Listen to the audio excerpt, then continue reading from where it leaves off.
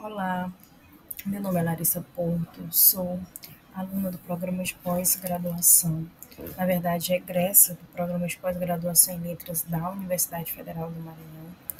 O meu trabalho foi intitulado Um Olhar sobre as Matas de Seu Lengua, a etnoterminologia do Tericô em Codó, Maranhão, pesquisa desenvolvida na linha 1, Descrição e Análise do Português Brasileiro, e orientado pela professora doutora Georgiana Márcia. Nós tivemos como objetivo geral produzir um glossário etnoterminológico sobre a linguagem usada em contexto especializado pelos telecozeiros de Codó. Com objetivos específicos, tivemos levantar e registrar as especificidades denominativas e conceptuais do telecô de Codó Maranhão. Nós também tivemos como objetivo específico desenvolver um website que já está publicado, que abriga, na verdade, um glossário etnoterminológico, fotos e vídeos sobre o Terecô de Codó. Qual a nossa justificativa de fazer esse trabalho? Nós fizemos investigações e até onde nossos estudos puderam nos levar, ainda não havia trabalho realizado sobre a luz da terminologia e principalmente sobre a luz da etnoterminologia, sobre essa religião.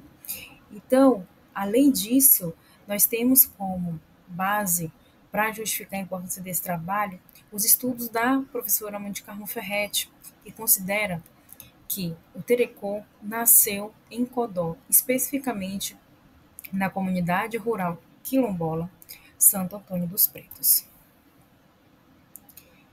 Então, Codó é uma cidade situada ali no leste maranhense, mais especificamente na região dos Cocais. E há todo um imaginário racista sobre essa cidade. Então, por Codó se repleta de religiões de matriz africana, há diversas casas de culto de Terecô. Isso impulsionou o imaginário como capital da magia negra. Além disso, nós temos a repercussão nacional de Codó como a cidade da magia negra, através de uma entrevista realizada por Marília Gabriela e reproduzida na TV Bandeirantes, no programa Domingo 10, sob o título Codó, Capital da Magia Negra. Então, para a gente conhecer um pouco o Terecô é uma religião que também é chamada de tambor da mata, brinquedo de madaçoeiro, veriquete, pajé. É muito cultuada no interior do estado do Maranhão. E essa religião, por muito tempo, foi repreendida pela polícia codoense. Então, os toques de Terecô, elas aconteciam dentro das matas e nos horários da noite, de meia-noite para frente. Por quê? Porque esse era o horário em que os policiais estavam dormindo. Então, os terecozeiros, eles se resguardavam dessa forma e resguardavam os cultos dos seus ancestrais dentro das matas. E isso é o que vai justificar o nome Tambor da Mata. Uma singularidade do Terecô é justamente que ela é marcada por forte influência de diversos grupos étnicos, entre eles os Jejes, Nagôs, Cambindas, e cada grupo contribuiu para a organização da liturgia do Terecô. Como se deu a nossa metodologia de pesquisa? Então, antes de irmos a campo, nós fizemos uma revisão bibliográfica, fomos organizando ali o nosso questionário etnoterminológico e fomos à cidade. Então, quando nós fomos a Codó, nós identificamos que de fato eram muitos terreiros. E para que em 2 anos de pesquisa nós conseguíssemos fazer uma pesquisa de qualidade, nós delimitamos apenas para a área urbana de Codó. Fizemos entrevistas testes, né? E depois disso fizemos a observação de como seria esse perfil dos nossos colaboradores. Então, os nossos colaboradores foram 8 ao total, 4 do sexo masculino e 4 do sexo feminino. Todos nascidos em Codó e que não passaram mais de um terço de sua vida em outra localidade. Eram praticantes de Terecô há mais de 10 anos e eles desenvolviam atividades no terreiro ao qual frequentavam. Que atividades são essas? São pais de santo, filhos de santo, cabaceiro, tambozeiro. Então, participavam ali ativamente do culto. Então, os terreiros investigados, eles tinham que ter mais de 10 anos de fundação e estar no centro da cidade. E quais foram os materiais de pesquisa de campo? Então, nós utilizamos o termo de consentimento livre esclarecido, o termo de uso de som e imagem, porque algumas partes das nossas entrevistas foram gravadas para compor o nosso website, e o questionário etnotecnológico sobre o telecom. Então, toda a pesquisa de campo, de fato, foi realizada após esses materiais de pesquisa de campo serem avaliadas pelo Comitê de Ética em Pesquisa da Universidade Federal do Maranhão. Após a avaliação, né, que foi uma coisa árdua, difícil, depois que nós conseguimos essa avaliação, nós fomos a campo para, de fato, coletar esses dados. Então, para vocês compreenderem como foi organizado o nosso questionário, nós utilizamos campos semânticos, foram distribuídas as 47 questões distribuídas em campos semânticos, a saber, ancestralidade, mediunidade, entidades religiosas, convívio e comportamento social, instrumento musical, comida e bebida, vestuário e acessório.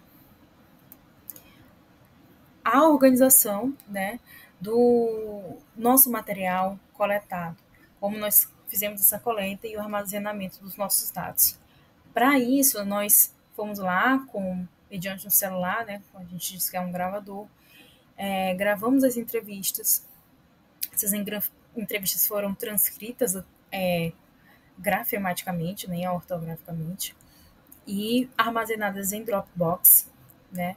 Essas fichas etnoterminológicas que nos ajudaram a compor o nosso glossário etnoterminológico foram escritas da seguinte forma, com o nosso vocábulo termo e variantes, os campos semânticos, os dados, se eles eram dicionarizados ou não, contextos de uso, análise semântico-conceptual, natureza dos semas, dos conceptos formadores, organização da definição e prováveis observações. Então, a organização do nosso glossário está em ordem alfabética contínua. A microestrutura, há alguns critérios para a seleção do nosso vocábulo termo entrada são as variantes, com maior ocorrência na fala dos sujeitos pesquisados, vocábulos termos não dicionarizados, vocábulos termos dicionarizados, mas com semas distintos da língua geral. Agora, partindo para a nossa microestrutura, então nós colocamos vocábulos termos em negrito, na cor inicial verde para esse trabalho, o vocábulo termo todo verde, letra inicial maiúscula, o campo semântico ao qual eles pertencem, em itálico e negrito, em seguida a definição, mais abaixo o contexto de uso, em colchetes, e os dados dos nossos colaboradores, que são as iniciais, sexo e data de realização da entrevista. E nos casos que houvessem variantes, as variantes estavam separadas por 2 barras. E por último, em casos que houvesse necessidade de remissivas, nós inserimos ver. Então, a nossa fundamentação teórica está alicerçada na terminologia, na semiótica e na etnoterminologia, disciplinas essas que foram importantes para que a gente compreendesse como é organizado conceptualmente a linguagem especializada dos terecozeiros. Partindo para os nossos dados, o glossário etnoterminológico, nós temos a alvorada espiritual, que é um sintagma nominal, foi encontrado no ancestralidade, mediunidade, entidades religiosas nesse campo semântico, e significa matinada religiosa realizada entre 5 ou 6 horas, que dá início à festa anual de uma tenda espiritual, na qual são preparados os filhos de santo em homenagem ao Oxalá, para ao pé do cruzeiro pedir proteção. Então, como contexto de uso, nós temos alvorada, é a abertura do trabalho, é quando a gente vai na festa da gente, aí tem a alvorada. É de manhã, 5 da manhã, 6 horas da manhã, que é a primeira abertura do dia, que se chama. Em seguida, nós temos Terecô, que é a religião afro-brasileira, que consiste no culto aos encantados e na preservação de dogmas e mistérios religiosos pelos praticantes. E ainda temos como variante tambor da mata.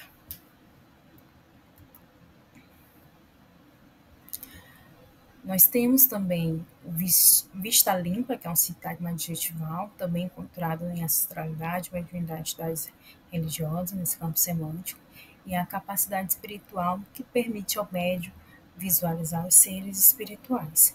Em seguida, o contexto de uso.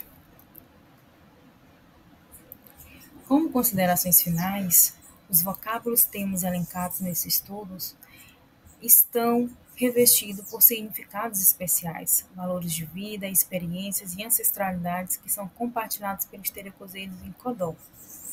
Assim, ao explorar, ao participar dessas manifestações, nós conseguimos explorar, né, o mundo semioticamente construído por esses terecozeiros e entender as suas significações, reconhecendo tantas as conceptualizações quanto as variantes denominativas e as particularidades ideológicas desse grupo. Este trabalho ele contribui veemente para o registro discursivo dos terecozeiros de Codó e também, no formato digital, ele auxilia os trabalhos dos educadores, principalmente educadores da educação básica, para refletir a Lei 10.639 de 2003, principalmente. E quando nos debruçamos essa investigação, deve ser realizada nos povoados que fazem parte de Codó, principalmente em Santo Antônio dos Pretos. Nós não conseguimos adentrar a esses espaços, porque na época da nossa investigação houve várias inundações na cidade de Codó e também nós precisávamos de mais tempo para fazer essas investigações, que brevemente retornaremos a essas investigações nas áreas mais rurais da cidade de Codó. Então, esse foi o meu trabalho, essas são as minhas referências.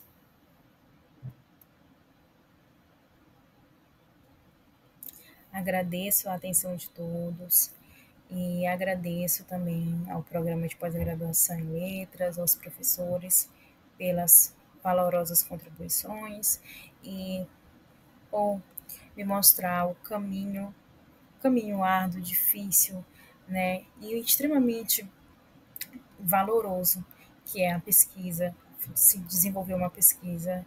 E é isso, muito obrigada.